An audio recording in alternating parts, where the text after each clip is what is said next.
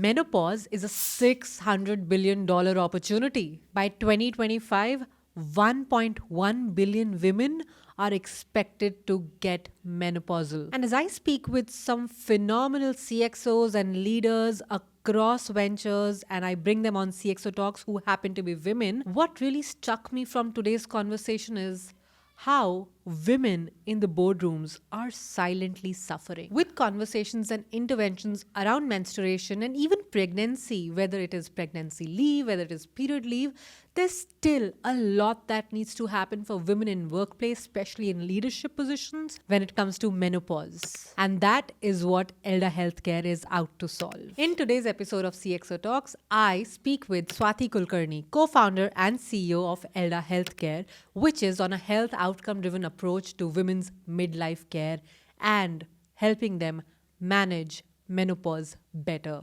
Now, let's hear what this CXO talks.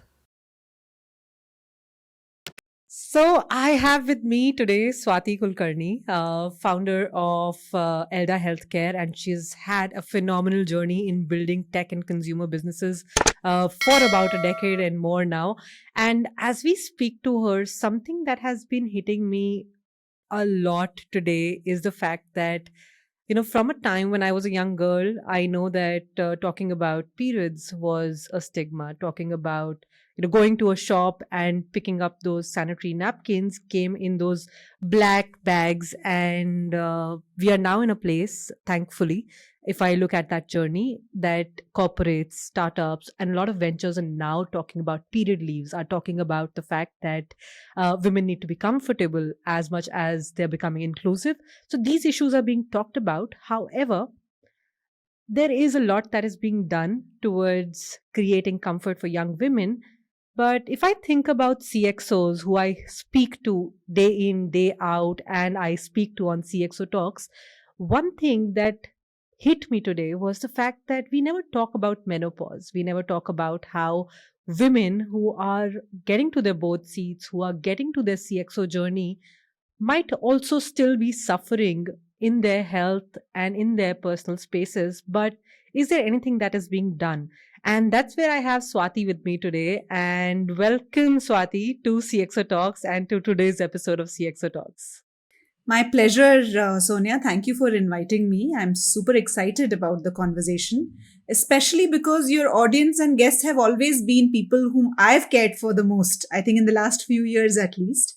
And like you rightly said, puberty and pregnancy have been celebrated, especially in India, for a really long time. It's time we literally got our boots up and said, hey, you know what? Post-reproductive ages, these women who've been nurtured for years together should now be empowered to feel and do better. So yeah, thank you so much for having me on the show. Super excited. Absolutely. And thank you. It's indeed a pleasure to have you here and have this very important conversation going and getting to our audience.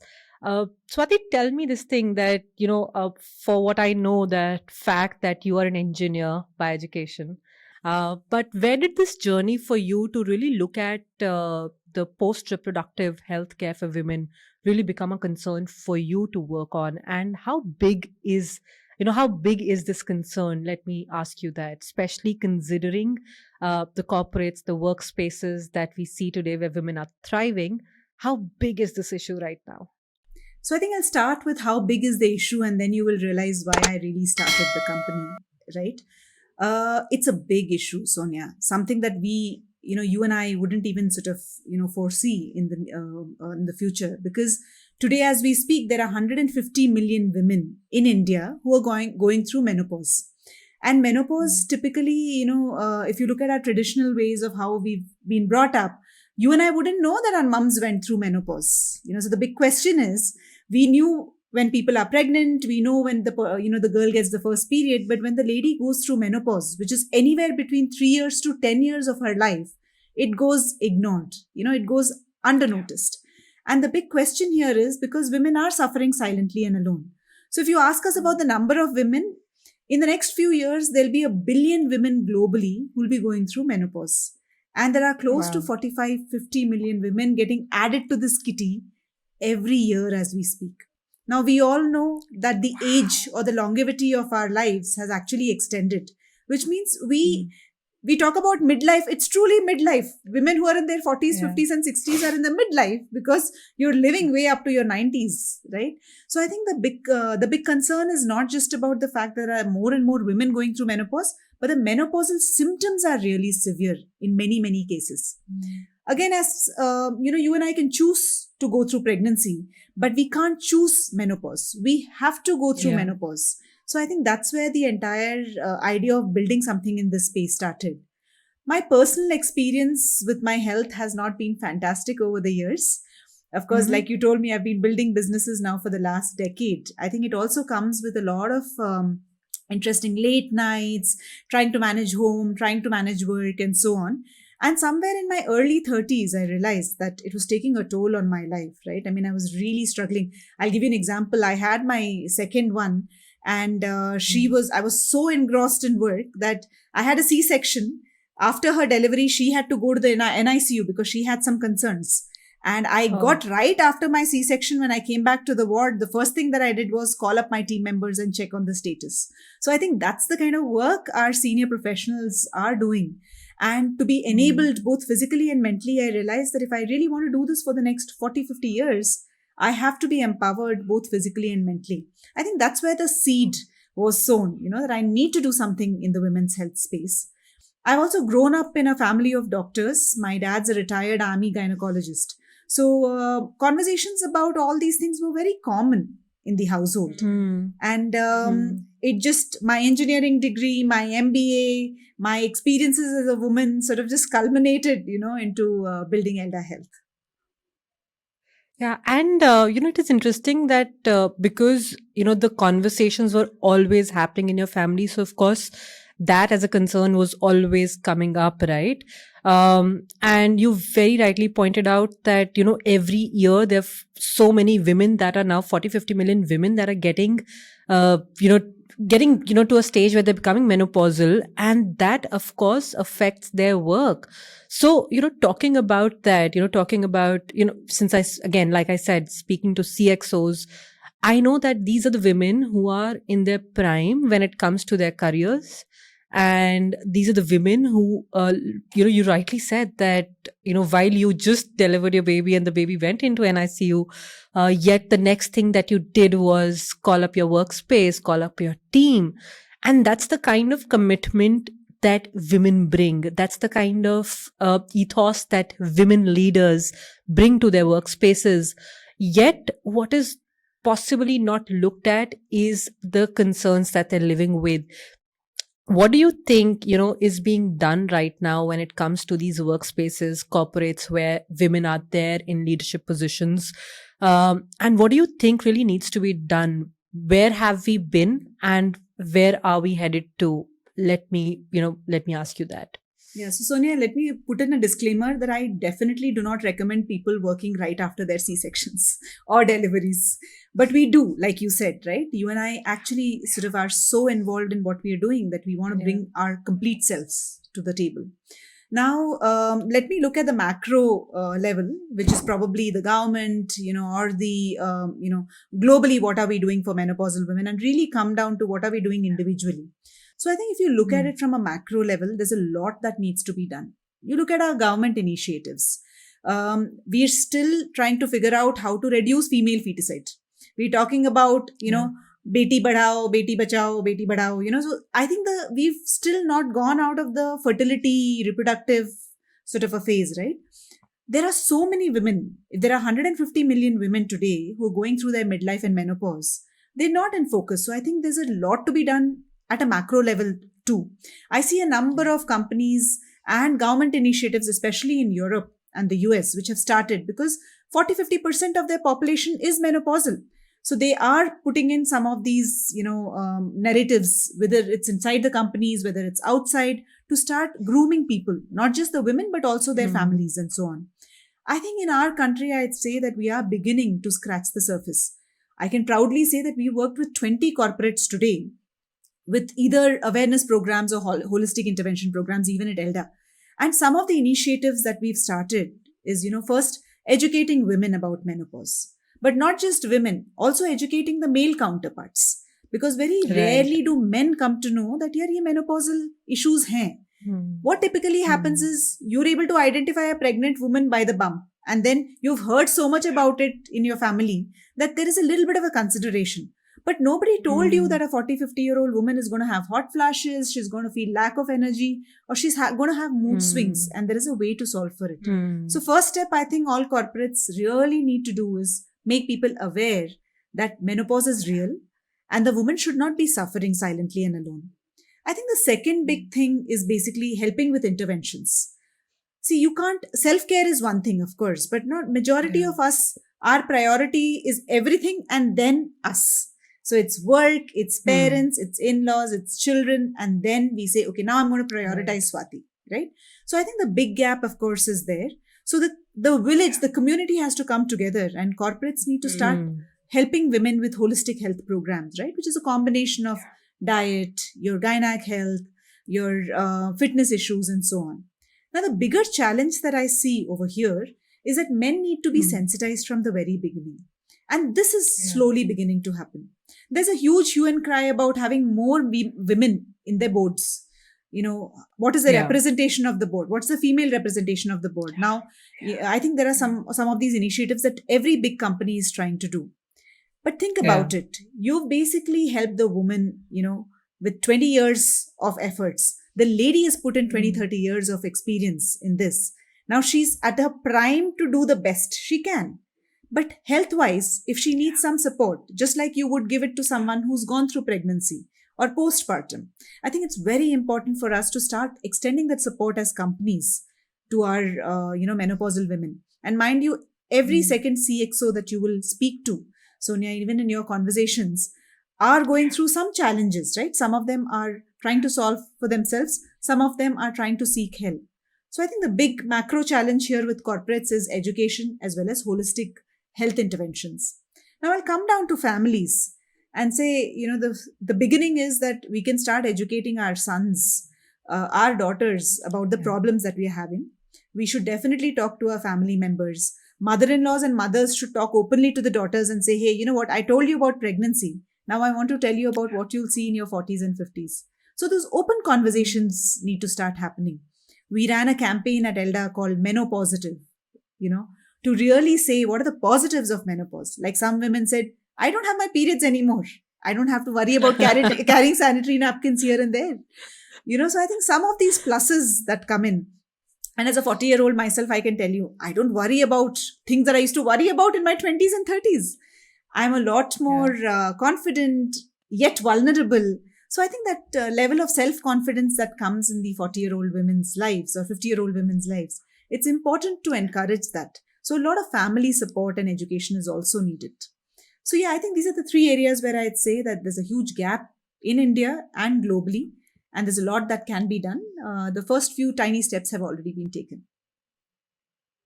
And that's brilliant, right? Because, something that also came up in one of my conversations, and one of the last episodes on CXO Talks was with Radhika Ghai, who's founded Shop Clues and is now on to her next entrepreneurial stint at Kind Life.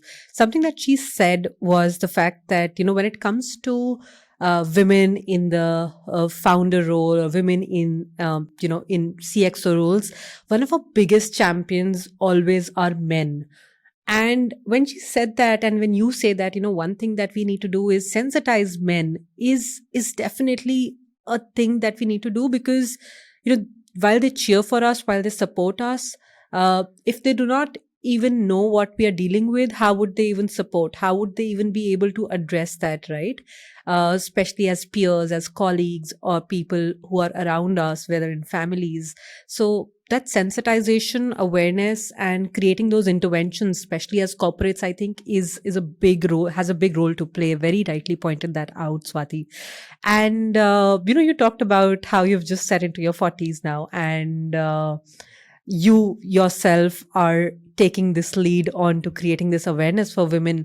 I would love to know some stories of impact that have happened when you see these interventions happening, and how women are dealing with it. I loved how you pointed out the word menopausitive, but I would love to hear some stories of impact about women leaders and women in workplaces who are really fantastically handling their menopausal issues, and if that can be a learning for other women who would be listening to this episode. Absolutely. No, I'd be happy to share my own personal journey in terms of, why did I think about building in menopause? We spoke about the immense market and the gap there, but it also came from personal experiences. See, I had 4 surgeries in my early 30s. Wow. And for me to sort of just get over that entire thing and get back to my health took a really big toll on me. So one, physically, of course, I felt a little bit weaker and lacked energy at that time. But mentally, I was exhausted with all the hats that I was wearing at that time. There were two things that really helped me, Sonia. First, of course, was the fact that I really took into exercise and eating healthy. So today, if I don't work out for 5 to 6 days in a week, I really feel uncomfortable. Like it's a part of my life, like brushing my teeth. The other thing that really helped was, I am a Vipassana meditator. So for the last 4 5 years, mindfulness has been a part of my life. And for someone who's been a restless founder, always trying to build something new, it sort of added another dimension. So as though I probably was a little early in terms of seeing those menopausal symptoms, given all the surgical interventions that I had in the past and the stress that attributed to a couple of these issues being prematurely sort of coming up, it was very clear to me that if I wanted to succeed as a CEO, as a mother, as a human being, I really needed to empower myself through this journey of midlife. And I'll give you a couple of examples. When we first started Elda, we had a small cohort of women who were all VPs and CXOs of big companies. Now they all joined us because it was a small cohort. They hadn't heard about us earlier. It was word of mouth. So I'll give you an example. I won't mention which MNC she was from, but she joined us at the age of 47. And she said, you know what, for the last 2 years, I've been struggling with hot flashes and I've suddenly put on weight around my belly. Everybody around me has noticed that there is some change, but I didn't know what was happening. I just felt dull and low throughout. I couldn't sleep. I couldn't eat well. I had strained relationships with my husband, with my children, and I wasn't performing really well at work. And she was at a VP level trying to get to the next level, right? So she joined us and then she said, okay, she didn't know about Elda at all. She said, "Theek hai, there is only one company that's even talking about menopause. Let me go have a conversation with these guys." She's been there with us for over 8 9 months. And the huge transformation that we have personally seen in her, right? First is she was able to improve her activity in her life in general. Her lifestyle changed. I think the most important thing was there was someone who was able to tell her that what you're going through is real. It is not in your Yeah. head. And we're here to Yeah. support you. We were able to demystify the symptoms that she's going through. What is a hot flash? Why are you feeling lack of energy? Is it because I've become lazy? Am I growing old? None of this. It's a hormonal fluctuation that's going on in your body, and hence these symptoms. Why am I unable to sleep at night? This is the biggest question, right? So I think just demystifying some of these things and having an accountability partner to say, these are the things that you need to do. So that was one transformative journey that I have seen. We were able to see her physically change, emotionally change, and career wise get to the next level. I wish I could publish a case Wow. study, which I will soon with her, but I think that was one. The other one was a homemaker whose husband called us. This was 4 months ago. And they were speaking in a language that only I could speak in the team, which is Telugu. So I was so excited. I'm always excited to speak to customers, right? And this time it was a husband, so I just jumped out of my bed and I said, "Let me have a conversation." It was around 8 at Yeah. night when I spoke to the husband, and he poured his heart out. He was literally in tears, Sonia. He mentioned how the lady was so active and so energetic, and suddenly, sort of, he could notice that there is a change. So the husband, used the lady's smartphone to basically enroll. And that journey has been so nice. We get messages from family members saying, the lady's come back to her usual self. Every conversation otherwise used to be tearful. Now it's literally like celebrating life. So I think Joyous. it's joyous. So these two contrasts, right? I mean, there's one CXO level working woman. There's another homemaker who's loved by the family. Both these women in their late 40s, right? Journeys are so similar yet dissimilar, and the impact is Mm. huge. Now, what happens when this lady basically starts feeling better? It's not just her improvement. The family is feeling better, the company is doing better. So I Yeah. think there's a lot of empowerment when a midlife woman is feeling better. So yeah, I think these are the Yeah. stories that make me feel like, get up and build another feature for all these women, right? Today we have 50,000 women, by the way, who are a part of our community and cohort, who go through some sort Wow. of a program with us, whether it's awareness, whether it is holistic health programs. And each and every woman of this has not had a solution for menopause in the past. They've either been told by their doctors to endure it, or they've been told, or they've not spoken about it to their friends and family. So I think that's the change that we need to bring about in the midlife women's health. That's that's phenomenal. The fact that there are 50,000 women actively engaged in your community. And I know that, as a matter of fact, that also actually creates a feeling of sisterhood, and the fact that, we're not alone in this journey, right? So, Absolutely. which is also very empowering. And what you pointed out as a part of the story, and the impact that was created, not just for a woman who was a CXO, and the other being where the husband figured out that there's something which is not right. There's something that his spouse is going through, and if she's not able to figure it out, why not him taking the lead and trying to help her through the situation. And that brings me to a fact that you talked about what women can do. And if I talk about workplaces, while there's awareness that corporates need to create, there's sensitization that needs to be created for all genders.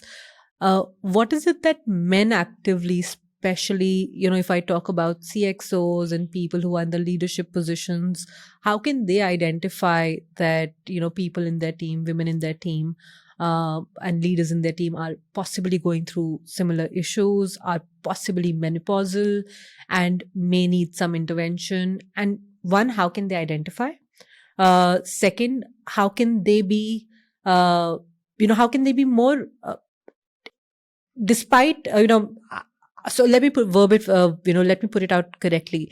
Instead of them feeling hesitant about bringing that up, or feeling that what if it is taken in a wrong way, uh, how can they deal with it in an appropriate way which can help not only their peers and women in their teams, but also the organization at large?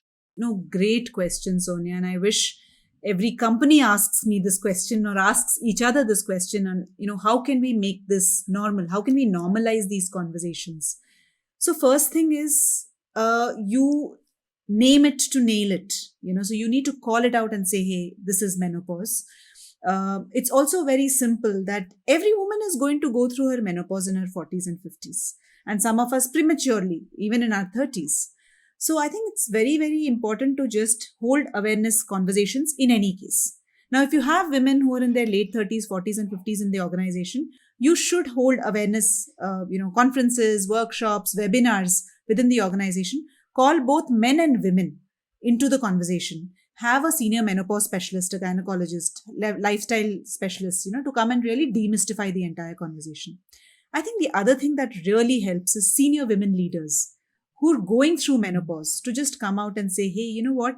I've gone through this. I'm still at this position because I've been able to seek help. I've been able to, focus on my health, and you can empower yourself. So I think first is educating the whole mass. Second is to have role models who come out and make it easy and say, hey, it's okay. Like it was only Deepika Padukone who came and spoke about depression, and now people are speaking about depression, right? Mental health is Right. becoming forefront. So have more midlife menopausal women who've succeeded to really come out and have these conversations. I think that would really help. The third thing is, just like you have pregnancy leaves, you've got period leaves nowadays in some organizations. I would say have menopause leaves. The lady is really Hmm. not able to get up from her bed. She's someone Hmm. who's put in her heart and soul in building for your company for 20 years now, right? You give her that chance, and then you'll see how your company will flourish. So I think some of these things would really help. certain things that we work with companies is we give them lifestyle help. We give them gynecologist consultations, and gynecologists are not regular gynecologists, they are menopause specialists, because unfortunately our Mm-hmm. doctors are not taught much about menopause during their MBBS. So they need to do a separate certification course which actually explains what menopause is, what are the things that will help menopausal women, and so on. So all these things together, when the company is able to support, I think we'll have a lot more women in our boardrooms. We'll have a lot more women leaders whom we can look up to. And menopause will become a regular conversation, just like people spoke about pregnancy. More menopausal women will Yeah. come out and talk about it. But yeah, I think that initiation has to be done very soon. Absolutely. And, that's a great way of putting it across to actually bring on, gynecologists and, especially those who are literally specializing in menopausal issues, and to create that education, to create that awareness. And if there is a pregnancy leave, there's a period leave, then why not a menopausal leave? Right. And that makes absolute sense. And, as I speak about all of this, one thing that also strikes me, because I know there are a lot of, you are in the space, which I would definitely say is fem-tech. You're creating aware, leveraging technology, creating a platform where women can come talk about these menopausal issues, creating that community. And this space is growing by the day, right? Whether it is uh, through devices that can help women urinate well by standing, or through sanitized spaces. So many things that are happening in this space, and it is exciting. The fact that it was never the case. If I look, 5 years back or a decade back, this wasn't the case. You couldn't even think of building something in the femtech space. And now there's so much awareness, there's so much acceptance to things that can really create a healthy space and a well lived life for women. This space is growing. I would love your insights on ventures which are in the femtech space, how things are growing, what is happening, what is changing, and if it can inspire any other aspiring entrepreneur to take up this route, then why not? So I would love your insights on the femtech industry. Absolutely. I think it's a great space to be in. I would say we also hosted the first Femtech conference in India this December. And I was one of the advisors there. So we were looking at, what is it that is the gap over here, right?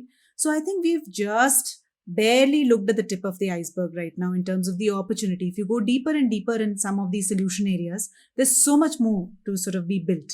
So I would split the entire Femtech ecosystem, of course, into products and services.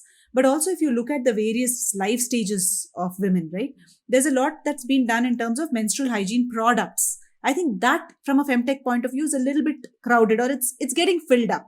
But there's so much to be done in Hmm. the menstrual diagnosis, menstrual health Hmm. part of it, which I think has not been touched much. There are areas with infections, which we've not looked at. There are areas where there are women related health concerns, metabolic issues. Like diabetes for women is very different from diabetes for men. Women have Interesting. gestational diabetes, men don't, right? Our triggers for diabetes is very different. Cardiovascular issues in women is different. So I think looking at metabolic issues with a women's lens is very, very important. Of course, infertility, I think, is a big space. And with more and more women choosing to have children much later in their lives, whether it's egg freezing or technologies that enable you to confirm or decide what kind of contraception or conception modes do you want to look at. I think that's a very big space. Hmm. Of course, my favorite is menopause because it's a $600 billion market, and not many folks have really Wow. touched that Yeah. space. We had a talk with Frost and Sullivan where they really spoke about menopause and infertility being two big areas in the femtech space, going forward. So I would say that the potential is immense. Femtech, simply put, is using technology to solve for any women's health issues, and I Right. would love to call it women's health because I think everything revolves around that. So the potential is immense, especially in India. I would also say that the investors are now getting a little warmed up to understand that women are also coming out and have ability to spend. So a little Hmm. bit more Hmm. funding has been happening in the women's health space or the femtech space. With more and more founders building in the space, I think we are going to be creating our own market opportunities globally. and the future's female, if I may, So yeah. Absolutely. I think more than the future is female, present is already female. Uh, the fact that there's so many women who are the fact that Mint Lounge recently curated the list of 100 women building and shaping India, and the fact that you can see those 100 women and soon that will multiply into many more uh, is is so phenomenal, because it inspires and instills confidence that there will be many more women who will be taking lead, who will be really going full throttle. And yes, indeed, present is already female and future is only going to get better. And I've had this phenomenal conversation with you, Swati. What I actually do as a part of this conversation in every episode is also to understand that you, as a CXO and as a founder, have a ritual. Every CXO, I think, every founder, every person who's really leading and spear leading ventures, they have their own rituals that keep them grounded, that keep them centered, that keep them sane amidst so much chaos that they thrive in. I would love to know what your rituals are. So my rituals are very simple, Sonia. I think three, four things that really keep me going. First is I go to bed by 9. So it's a joke in the family. Even if it's a Friday night and people are watching movies, by 9 I'm gone. I wake up really early before the sun rises. By 4 a.m. I'm up. I do my meditation schedule for an hour or so, and that's when my day starts. I think grounding yourself through mindfulness, I would believe, is something that's really centered me and kept me, grounded, if I may. The day, like I said, I love making notes. So everything is a to-do list for me, starting from my calendar to my team members' one-on-ones to conversations I need to have with my stakeholders. Everything is calendared. I like it to be organized and structured, given that we are playing so many Yeah. roles. And exercise, I would say, just take care of your health. These are a few things on a day-to-day basis which really help me. I love to take a break, once in a while with family, travel. It just helps me, completely detox and come back refreshed. So, probably these two things, having a daily routine as well as taking those breaks whenever it is needed Hmm. to be with family and friends, have really helped me steer through this. And thank you for sharing that. You talked about meditation. That's something that I am big on. And you talked about yourself being a Vipassana practitioner, and so am I. So I'm really glad to have had this conversation with you. And yes, I think the importance of a daily routine and fitness and self care is much talked about, but yet somehow we end up putting it on the back burner. Maybe it's time we don't, and really take the lead on that. As a part of CXO Talks, I have my own ritual. This show has its own ritual wherein we actually get every CXO to pass forward a question to the next CXO to answer. So the question that I have for you from my last guest was who was Akriti Bhargava, who's the co-founder and CEO at Viziki, which is a PR tech company, is that what do you find the most joy in? Wow, interesting question. Knowing Akriti, I can probably imagine what she would answer. But I think for me, the most joyous time and space is when somebody that I love and care for is truly enjoying and is happy. So I feel that with my kids. I find that with my team I find that with some of my customers when I see an improvement. So I think that's eternal bliss for me when I see in that moment. So, yes. Yeah. And I'm sure that can be very fulfilling, and just that moment of bliss is purely what it is. And now, of course, it is time for you, Swati, to leave a question to the next CXO. And what would your question be to our next CXO? So I think my question would be that if there is one thing that they'd like to replace in their daily routines, to make more space for peace of mind, then what would that one daily ritual be? Yeah, I think that would probably be my question. That's a very profound question. I meditate already and I try to make space for that and I work out as well. But yes, I think that's a very profound question and a powerful one at that because as CXOs, when we have to be at our most high performing best selves, there has to be something that has to keep us in the zone. And I'd for sure ask this question, pass this on to our next CXO. And it has been a phenomenal conversation with you, Swati. Though I would have loved to have this in person, to have you in my studio and have had this conversation and ask you much more. But nonetheless, this has been a very insightful and an interesting conversation. I can't thank you enough for your time today. Thank you for having me, and I've also enjoyed talking to you, Sonia. I think the topic of our conversations around CXOs is very, very pertinent, not just for you and me, but so many hundreds and thousands of women out there who are trying to build this for themselves, right? So, more power to all your guests, all your audience, and I hope to see many, many more CXOs, especially women, being a part of your cohort. So, all the very best to you and your team. Thank you. Thank you so much. Thank you. Thank you for this time.